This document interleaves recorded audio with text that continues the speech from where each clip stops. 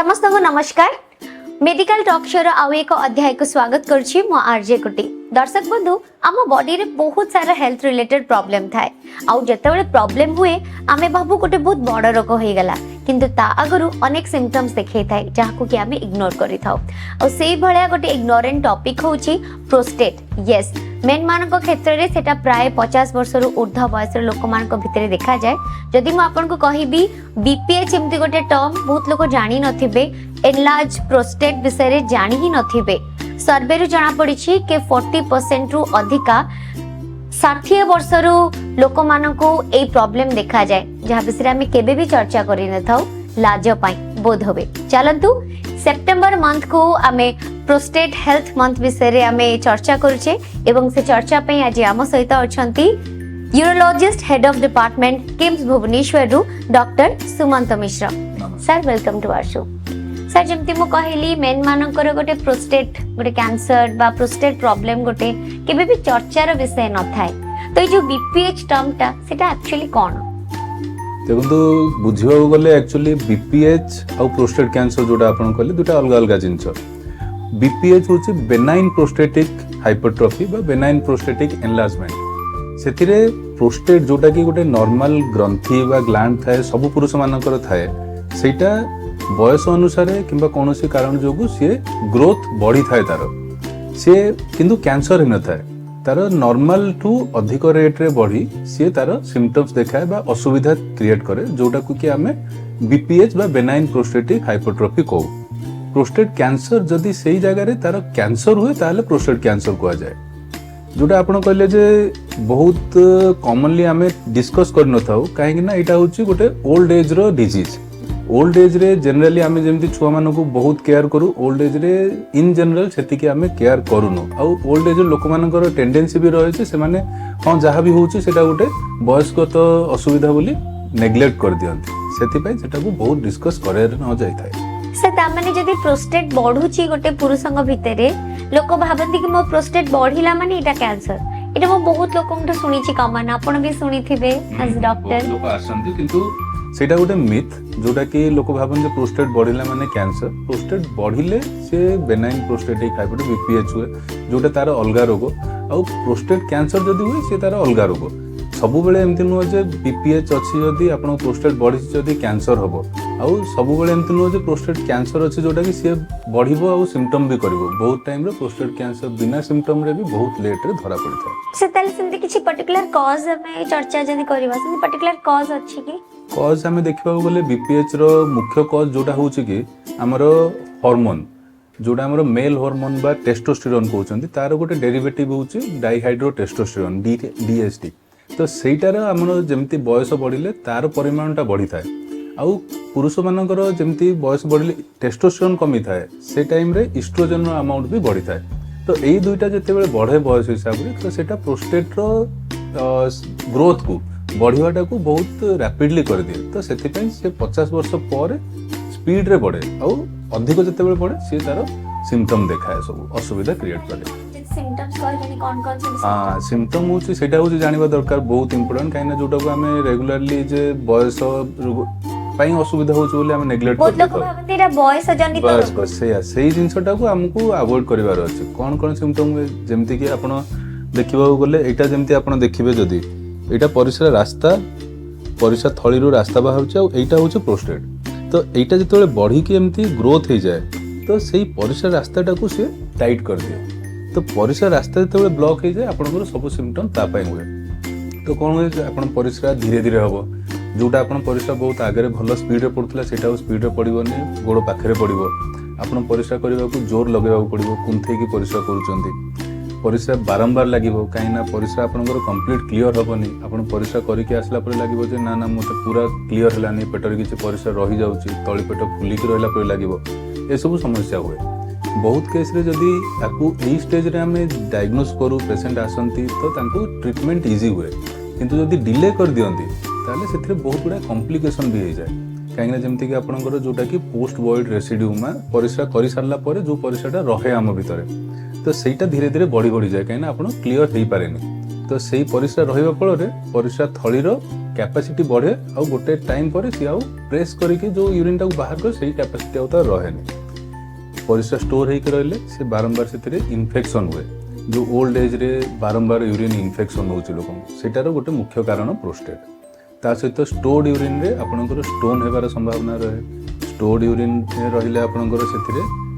bleeding हेबार संभावना रहे बहुत गुड़े तार कॉम्प्लिकेशन हुए आउ पूरा लास्ट स्टेज रे एमती हो जाए जिते आपनकर परिस्रा पूरा अधिक रही जाए आपन परिस्रा करि परना तो परिस्रा अटकी जाए पूरा हठात पेशेंट शोइथिबे सकाळ उठला बेले परिस्रा होनी पेट पूरा फुलेक रही जाए तो से टाइम रे इमिडिएटली देखिए बहुत लोग परिस्रा करि पारंतनी पर्टिकुलरली शीत दिन रे जो टाइम रे ई कफ सिरप किछि एमती जिंस नियंती जोथरे कि परिस्रा थळीर काम आउरी कमी जाए तो से टाइम रे इमिडिएटली से माने आउथरे सकाळ उठला बेले पेट पूरा फुली जाइथो पेट सिवियर पेन हो तो इमरजेंसी रे जाई कि मानु परिस्रा नळी लगाव पड़ता है कैथेटर लगाव पड़ता है तो सेटा होची तार गोटे मुख्य प्रॉब्लम आउ सबुठु लास्ट स्टेज आम जो देखा जावा जोटा कि यही सब सिम्पटम है भी जदि आम नेग्लेक्ट करुचे जदि तथापि ट्रिटमेंट करूने डॉक्टर को देखौने ताहले से जो प्रेसरटा रहिबो आपनकर स्टोर्ड यूरिन आउ से बैक प्रेशर जोटा पड़िबो सेटा किडनी को ट्रांसफर हुए आउ किडनी दुटा जाक हमर खराब हो जिबार संभावना भी रहे सर ये तो बहुत डेंजरस ताले हमें जानले सब सिम्पटम्स मो अनुरोध करिवे जदि निजे जानी परनांती परिवार सदस्य माने भी याकू इग्नोर करबा कथा नुहे सर रिस्क ताहले केते मात्रा जदि लोको माने भाबंती का अच्छा एटा हे गला मेडिसिन खाइले भल हो जिवो कि ऑपरेशन करले भल हो जिवो तो जेहेतु ओल्ड एज रिस्क फैक्टर केते अधिक था जेंतु रिस्क फैक्टर होची हमरो दुटा जिंस जे आपण को स्टेज रे प्रेजेंट करछंती प्रथम होची को स्टेज कॉमनली हुए 40 वर्ष रु कम लोकों पाखे जनरली बीपीएच वा प्रोस्टेट समस्या जनरली हुए ना 40 वर्ष पर तार रिस्क ऑफ डिजीज बा आपन को सही रोग हेबार संभावना ग्रेजुअली बढ़ी बढ़ी जाए आउ एक्सपोनेंशियली बढ़ी बढ़ी जाए 40 रु 50 वर्ष रे आपन को जेतिकी रिस्क थिबो से 50 रु 60 रे ताठो अधिक 60 रु 70 रे आहुरी अधिक ऑलमोस्ट 80% पॉपुलेशन मोर देन 80 सेमानकर प्रोस्टेट जनित समस्या हबो ही हबो माने 80 वर्ष पर बहुत अधिक रिस्क से आपन को से समस्या हेबार जिनस होचे आपन को स्टेज रे आम पाकु आछुचंदी जदि मु जेमती आपन कहली जे जो इनिशियल सिम्पटम गुडा को जेमती परिस्रा बारंबार होची धीरे धीरे होची आपन को जोर लगा होची ए सब समस्या जदि अर्ली स्टेज रे बा लोअर यूरिनरी ट्रैक्ट सिम्पटम बोली जोटा को सेही कंडीशन रे जदि आपन आसिले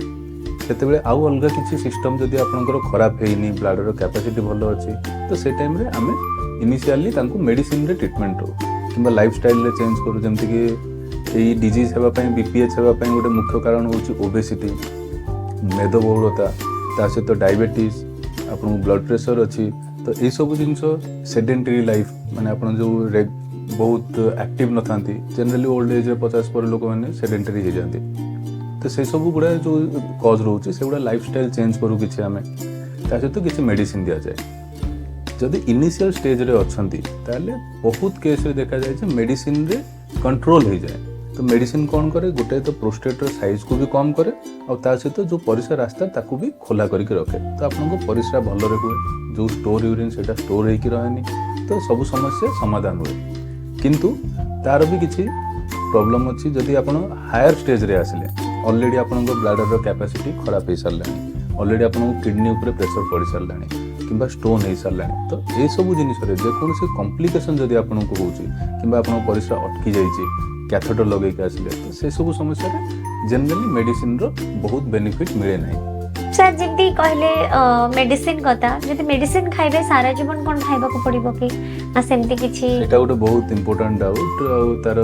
जानिबा दरकार जेहेतु आम दुईटा जिनस करू जो दुईटा मेडिसिन जो मुख्य दुईटा औषध दिया जाए प्रोस्टेट पे गोटे हूँ प्रोस्टेट साइज कमेवा डेफिनेटली से तो पूरा तो ताकू गायब कर दिएनी ताकू जस्ट सेतिकी ऑलमोस्ट 30 to 50% साइज कम करे आउ जोटा आम औषध दो जोटा रास्ता खोलिक रखा से मसलटा को से रिलैक्स करे तो परिस्रा रास्ताटा खोला होकर रहे जो परिस्राटा भलरे आपनकर हबो किंतु तार गोटे लिमिट थाए आउ प्रोस्टेट जेहेतु बढ़ुची बयस जेमती बढ़ी बढ़ी जीवो से बढ़ी बढ़ी जीवो तो गोटे लिमिट थाए जे गोटे लिमिट पर आउ आपनकर प्रोस्टेट को से आउ कंट्रोल करि परिबनी किंबा औषध काम देवनी तो आम ट्राए करूचे जेतिकी दिन पर्यंत आपन किसी कॉम्प्लिकेशन हेइनी आ आपनकर जेमती कि स्पीड भल अच्छी आपनकर कौनसी असुविधा हो ना आपन पोस्ट वॉइड बा रेसिडुअल रहूनी भितर ताले आम ट्राए करू जेते दिन चलुचे मेडिसिन रे चल जो टाइम रे आमे देखिलु तांको रेगुलरली सेति फॉलो अप बहुत लोग कोन करछन्ती प्रोस्टेट पे औषध नै गला परे सेटा ही हेई गले खाउ नाहंती किंबा बंद कर देई रहि जाउछन्ती कॉम्प्लिकेशन हेई आछन्ती किंबा सेही औषध ही कंटिन्यू करथाउछन्ती खराब होला पर्यंत तो ताकू होची रेगुलरली फॉलो अप चेकअप दरकार 3 मासरे 6 मासरे आमे जहा को जो कंडीशन अछि से हिसाब डाकी तो टेस्ट गुडा करी देखा जाय जे आपन कंडीशन कोन अछि औषध रे केते इंप्रूवमेंट अछि औषध रे इंप्रूवमेंट एबे जति के आगुर थिला सेति के अछि कि कम होछि तो एई सब जिंस आमे देखिला परे जदि हमको जो कंडीशन रे लागे जे ना औषध आ काम करबनी तापे सर्जरी होछि बेनिफिशियल ओके तो सर एटा हमें जेतु ओल्ड एज मान को थिबो किछि रिस्क नाही तो डरू थिबे बहुत एटा प्रोस्टेट रो ऑपरेशन आग बहुत आगु जोटा होता जो ओपन सर्जरी करते ब्लीडिंग होता है सब जिन बहुत गुड़ा असुविधा होता आजिकल तो से सब जिन पड़े गला बहुत माइक्रो सर्जरी बा एंडोस्कोपिक सर्जरी कहते इवेन लेजर सर्जरी होटा कि बहुत इजी आउ बहुत लेस कॉम्प्लिकेशन बहुत कॉमन कहीं ऑलमोस्ट आप चिंता करेंगे 50% पॉपुलेशन ऑफ दुनिया रे सब अधा लोक तो पुरुष अधा लोक भीतर हुए ही हुए कौन तो बहुत कॉमन ऑपरेशन और जेहेतु एंडोस्कोपिक बा माइक्रो सर्जरी रे ही जाए कौन दाग रहे कौन कटाकटी हुए परिसर रास्ता दे गोटे कैमेरा जाए से आम प्रोस्टेट जी अंश आपण रास्ता को टाइट करुच्छे से अंश को काटिकी बाहर safe and secure safe and secure